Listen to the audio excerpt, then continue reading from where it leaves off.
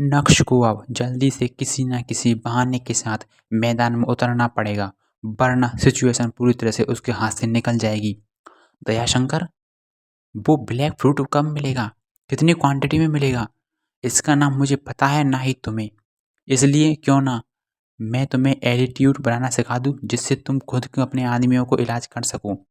जैसे ही नक्श के मुंह से ये शब्द बाहर आए, वैसे ही दयाशंकर का चेहरा शर्म से लाल हो गया था। बादशाह, आपने मेरे लिए एंटीट्यूड बनाया और आप मेरे लिए एंटीट्यूड बनाना सिखाना चाहते हो? मैं आपके बारे में कितना गलत था। आप स्टोन हार्टेड नहीं हो सकते। अब मैं यकीन के साथ कह सकता हूँ कि उस दिन पुलिस वाले ने ही हमें फंसाया होगा। आप तो देवता हैं, देवता। आज से पूरी गैंग आपको लॉयल्टी आपको प्रेजेंट करती है। दयाशंकर ये कहते हुए उनकी आंखों में लिटरली आंसू आ गए थे। नहीं, इसकी कोई ज़रूरत नहीं है। जब तक तुम लोग मेरी लाइफ से दूर हो तब तक मुझे प्रॉब्लम नहीं है। नक्श ने बिल्कुल सीधा और स्पष्ट जवाब दे दिया था। लेकिन बादशाह, आप इस आरोप को हम पर कैसे लगा सकते हैं? इससे आपकी लाइफ को खतरा हो सकता है। क्या उसके बाद भी आपको हमारी कोई ज़रूरत नहीं है?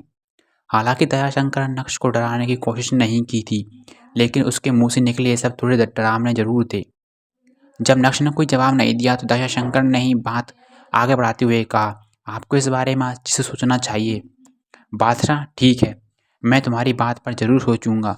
लेकिन नक्श ने फीकी मुस्कान के साथ कहा, और इसी के साथ दयाशंकर को किचन में से ले गया। इस तरह इस बार नई तरह से नकली एंटीट्यूड बनाना सिखाया। इसके बाद दयाशंकर अपने आदमियों को लेकर बाहर से चला गया था। अनिका, मिस जूली और प्राची, क्या आप तीनों ठीक हो ना? जब नक्श हॉल में पहुंचा तो उसने अनिका और बाकी की दो लड़कियों से रस्सी से बंधा हुआ पाया। जिस तरह से उन्हें गर्मी में रखा गया, वो तीनों बहुत ही ज़्यादा सेक्सी लग रही थी। निकरे हुए बाल, चेहरे पर पसीना, उनकी अदाएं देखकर नक्श को कुछ ना कुछ होने लगा था। लेकिन नक्श ने अपनी फीलिंग को कंट्रोल में रखा और रस्सी खोलने के लिए आगे बढ़ा। नक्श, ये सब क्या चल रहा है? वो लोग कौन थे? क्यूरियस होते हुए अनिका ने पूछा।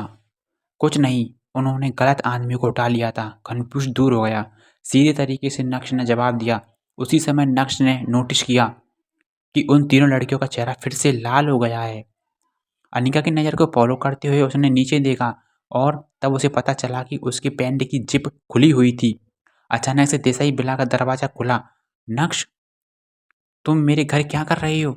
मानिक भाई देसाई दरवाजे पर खड़े थे और अपनी बेटी को रस्सी से बंधा हुआ देखकर पूरी तरह से शॉक्ड थे। जल्दी ही मानिक भाई के चेहरे पर गुस्से के बादल नाचने लगे और उनकी टोन भी बहुत ज़्यादा सख्त हो गई थी। तुम्हारी ये हिम्मत कि तुम मेरे घर में आकर मेरी बेटी और इन लड़कियों के साथ ऐसा घिनौना काम कर रही हो? मानिक भाई की छाती फूली हुई थी और उन्हें सांस लेने में भी तकलीफ हो रही थी, लेकिन उनका गुस्सा कम होने का नाम नहीं ले रहा था। सर, आप जैसा सोच रहे हैं वैसा कुछ भी नहीं है। तुरंत ही नक्श पीछे मुड़ा और उसने समझाने की कोशिश की थी। मैं जैसा सोच रहा हूँ वैसा नहीं है। तो फिर ये सब क्या चल रहा है? मनिक भाई ने उन तीनों लड़कियों को अच्छे से देखा था। उनकी हालत देखकर गुस्से से उनका चेहरा और शरीर कांपने लगा था। अचानक से मनिक भाई की नज़र नक्श की पैंट पर पड़ी, जिसकी जिप खुली हुई थी। साथ ही नक्श की पैंट अभी भी गीली थी और टेबल पर 2 से 3 टिश्यू पेपर भी पड़े थे। ये सब देखकर उनका गुस्सा बेकरार रूप ले चुका था। नक्श ने जल्दी से अपने पैंट की जिप बंद की और मनिक भाई के सामने जाकर खड़ा हो गया था। बास्टर, तू तो मेरी मासूम बेटी के साथ ये सब कर रहा है? जोर से चिल्लाते हुए मनिक भाई ने अपने हाथ में पकड़े बैग को नक्श की ओर फेंका। बैग फेंकते समय उनका बैलेंस थोड़ा बिगड़ गया था, लेकिन नक्श ने तुरंत ही उन्हें संभाल लिया, वरना मनिक भाई नीचे गिर जाते। अनिका और उन बाकी दो लड़कियों के चेहरे अब और भी ज़्यादा लाल हो गए थे। इस सिचुएशन को देखकर उन्हें समझ आ गया था कि मनिक भाई को मिस अंडरस्टैंडिंग हो गई थी। मिस जूली खड़ी होकर अपने पापा को सारे सिचुएशन के बारे में एक्सप्लेन करना चाह रही थी, लेकिन चूंकि इतने समय में उनके पैर बंधे हुए थे इसलिए वो नम हो गए थे और उसे खड़े होने में भी तकलीफ होने लगी थी। जब उसने पूरी ताकत लगाते हुए उठने की कोशिश की तो उसे इतना दर्द हुआ कि उसे मुंह से चीख निकल गई। अपनी बेटी के मुंह से चीख सुनकर मनिक भाई को इतना तेज गुस्सा आया कि वो सांस लेना भी भूल चुके थे। उनका चेहरा पीला पड़ चुका था। मनिक भाई ने अपना कांपता हुआ हाथ ऊपर की ओर उठाया और पॉइंट आउट करते हुए नक्श की ओर बोले, ये सब मेरी गलती है। मुझे तुझ जैसे इंसान को मेरे परिवार के इतने करीब आने ही नहीं देना चाहिए था। सर, वाकई में आपको कोई बहुत बड़ी गलतफहमी हो गई है। भले ही नक्श को मनिक भाई का ये अंदाज बिल्कुल भी अच्छा नहीं लग रहा था, क्योंकि ना तो वे उन्हें बोलने का मौका दे रहे थे और ना ही खुद को कुछ समझने की कोशिश कर रहे थे। लेकिन उसके बाद भी नक्श ने उन्हें संभाला और सोफे पर बैठाया। उसके बाद नक्श ने एक एक करके उन तीनों लड़कियों को रस्सी से आज़ाद किया और अनिका और प्राची को लेकर देसाई विला से चला गया। नक्श अब और बाहर रुककर अपना सेल्फ रिस्पेक्ट खराब नहीं करना चाहता था। मनिक भाई जो सोफे पर आराम कर रहे थे, बैठकर लंबी सांस ले रहे थे और अपनी बेटी से पूछा, जूली, मुझे सच सच बताओ, क्या नक्श ने तुम्हारे साथ कुछ ऐसा वैसा किया है क्या? पापा, ये आप क्या बोल रहे हैं? आपको सच में कुछ मिसअंडरस्टैंडिंग हो गई है। जूली का चेहरा अभी भी लाल हो गया था। मनिक भाई को शांत होने में थोड़ा समय लगा और उन्होंने अपनी खूबसूरत बेटी को देखते हुए कहा, जूली, मुझे पता है कि तुम लोगों की जनरेशन कैसी है। तुम लोगों के लिए सब कुछ नॉर्मल होता है, लेकिन ऐसा नहीं है। बेटा, हमें हमारी सारी मर्यादा नहीं भूलनी चाहिए। और ये सब हाल में हम कल को मेरी जगह कोई और होता और ये सब देखता तो तुम्हारी इज्जत का क्या होता? ये बोलते हुए मनिक भाई ने गहरी सांस ली। पापा, आप कुछ भी बोले जा रहे हो। क्या आप मेरी एक्सप्रेशन सुनोगे? धीमी आवाज़ में मिस जूली ने कहा। अचानक से हमारे घर में 10 से 12 लोग घुस गए थे। ठीक है, तुम्हें और कुछ कहने की ज़रूरत नहीं है। बस मुझे सिर्फ एक सवाल का जवाब दे दो। क्या तुम्हें नक्श पसंद है? मनिक भाई बहुत ही पिटी फील कर रहे थे। मनिक भाई बहुत ही कॉन्सिट्यूव किस्म के इंसान थे, लेकिन उन्होंने कभी नहीं सोचा था कि उनकी बेटी जिसके ऊपर इन्हें इतना गर्व है वो ऐसी घिनौनी हरकत करेगी, वो भी नक्श के साथ जो एक शादीशुदा इंसान है। आप भी भाई ना क्या बात कर रहे हैं? शर्म के मारे जूली से कुछ भी बोला नहीं जा रहा था। मुझे सच सच बताओ। सीरियस होते हुए मनिक भाई ने कहा, अगर तुम्हें नक्श पसंद है तो मैं नक्श और अनिका के डिवोर्स की बात कर सकता हूँ। हमारा जैसा ही परिवार उसे सपोर्ट कर सकता है। हेल्पलेस फील करते हुए जूली ने अपने ज़मीन पर पैर पटके। उसके दिमाग में नक्श का वो सीरियस लुक घूम रहा था जब वो आज उस ब्रेसलेट को बारीकी से देख रहा था। साथ ही साथ आज जिस तरह से मनिक भाई नक्श के साथ पेश आए, उससे मिस जूली को बहुत ही ज़्यादा मिस्टीरियस फील हो रहा था। अपनी शर्मीली बेटी को देखकर मनिक भाई ने एक बार फिर से गहरी सांस ली। सूरत शहर में ऐसे कई परिवार थे जो मिस जूली के पीछे पड़ी थी, लेकिन नक्श में ऐसी क्या खास बात है जो मिस जूली उसके पीछे पड़ी है? ये सोचते हुए सिर्फ मनिक भाई को डराने लगा था। उसी समय नक्श जो ड्राइव कर रहा था उसे मनिक भाई का रिएक्शन याद आया और वो हेल्पलेस फील करते हुए अपना सिर हिलाने लगा। मुझे नहीं पता था कि मनिक भाई का गुस्सा इतना तेज है।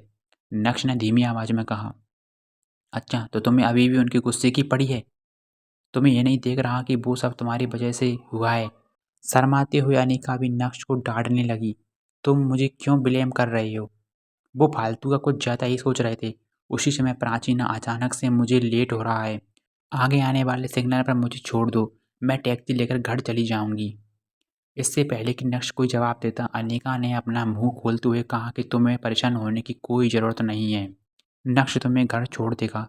वैसे भी मुझे घर के कुछ काम है, सब्जी लेनी है, ग्रोसरीज भी खरीदनी है। ओह गॉड! उसके बाद नक्श अनिका की तरफ मुड़ी और बोली, तुम क्या खाना खाना चाहते हो? आज रात को दिन में वही बनाऊंगी। ये सुनते ही नक्श शौक रह गया था। उन दोनों की शादी को लगभग 3 साल हो गए थे, लेकिन इससे पहले अनिका ने नक्श के लिए कभी भी खाना नहीं बनाया था। हाँ, कुछ दिन पहले नक्श की हेल्प ज़रूर की थी, लेकिन आज जिस तरह से अनिका ने कहा, भाई साहब, नक्श तो कम्प्लीटली लॉस्ट हो गया था।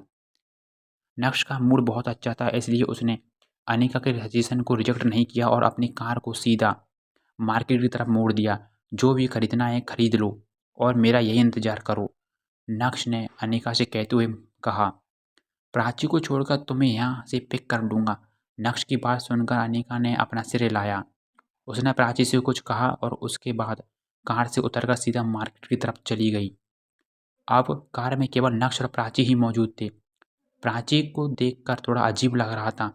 जब तक अनिका उसके साथ कार में थी तब तक वो अंदर से काफ़ी रिलैक्स थी, लेकिन अनिका के जाने के बाद प्राची को नक्श से डर लगने लगा था। तुम्हें इतना नर्वस होने की कोई ज़रूरत नहीं है। मैं कोई भेड़िया नहीं हूँ जो तुम्हें खा जाऊँगा, नक्श ने मुस्कुराते हुए ड्राइव करते हुए कहा। उसने मुस्कुराते हुए कहा, मैं नर्वस नहीं हूँ। हालांकि प्राची ने ये तो कह दिया था, लेकिन उसने अपना चेहरा नीचे कर रखा था और उसके दोनों हाथ उसकी स्कर्ट को कसकर पकड़े हुए थे।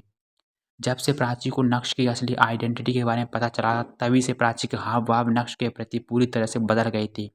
अब वो नक्श के सामने काफ़ी अनकंफर्टेबल फील कर रही थी, या फिर कभी ऐसा कह सकते हैं कि उसे नक्श से डर लग रहा था।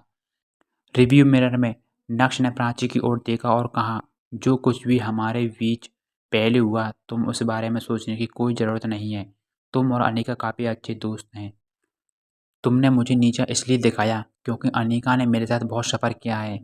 आई एम सॉरी, प्राची ने इतनी धीमी आवाज़ में कहा कि जो सिर्फ उसे ही सुनाई दे सकती थी। मुझे पता है कि तुम अनिका का अच्छा चाहती हो, इसलिए आज मैं तुम्हें गुड न्यूज़ देने वाला हूँ। भीगी मुस्कान के साथ नक्श ने आके कहा, बहुत जल्द ही सूरत शहर में सबसे बड़ा होटल खोलने वाला हूँ और मैं चाहता हूँ कि तुम उस होटल की वाइस प्रेसिडेंट बनो। रियली? अचानक से प्राची ने अपना सिर हटाया और एक्साइटेड होती हुई नक्श से बोली, ऑफ कोर्स, मैं सच कह रहा हूँ।